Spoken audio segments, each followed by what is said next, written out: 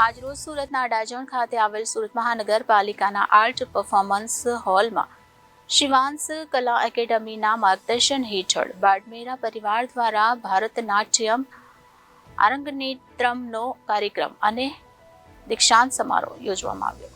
Art performance હોલમાં ક્રિશા સોનીએ વિવિધ કૃતિઓ પ્રદર્શિત કરી હતી તેમજ ક્રિશા સોનીએ આ સિદ્ધિ મળવા બદલ તેમના કલાગુરુ રચના ગોસ્વામીનો આભાર પ્રગટ કર્યો હતો. તેમજ ક્રિશાએ પોતાના દાદા દાદી મમ્મી પાપાનો આભાર માન્યો હતો. ત્યારે આ કાર્યક્રમમાં મુખ્ય મહેમાન રાષ્ટ્રીય કલા કેન્દ્રના મંત્રી રૂપિનભાઈ, ભારતીય જનતા પાર્ટીના ગુજરાત પ્રદેશ કન્વીનર રોહિતભાઈ શર્મા તેમજ ન્યૂઝ ચેનલના ડિરેક્ટર નીરવભાઈ મુનશી ઉપસ્થિત રહી કૃષ્ણા સોનીનો ઉત્સાહ વધાર્યો હતો તેમજ મુખ્ય મહેમાનોનું સન્માન કરવામાં આવ્યું હતું. હું પંક્તિ ગાઢવા શિવાંશ કલા એકેડમીની ભૂતપૂર્વ વિદ્યાર્થીની રહી ચૂકી છું. આજે કઈ જગ્યાએ કેવા પ્રકારનો કાર્યક્રમ રાખવામાં? આજે અમારા જ ક્લાસની એક વિદ્યાર્થીની ક્રિશા સોની આરંગેત્રમ કરવા જઈ રહી છે, ઓલરેડી ચાલે છે.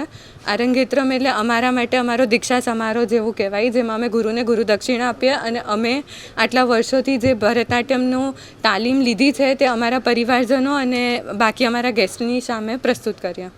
કેટલા સમયથી એમણે તૈયારી કરી હતી અને કેટલું? આની તૈયારી અમે જનરલી 6 મહિના પહેલાંથી ચાલુ કરી દઈએ છીએ અને હાર્ડવર્ક તો ઘણું કર્યું છે. એને અત્યારે બેક પેઇન છે, પગનો પ્રોબ્લેમ છે, પણ she is performing right now.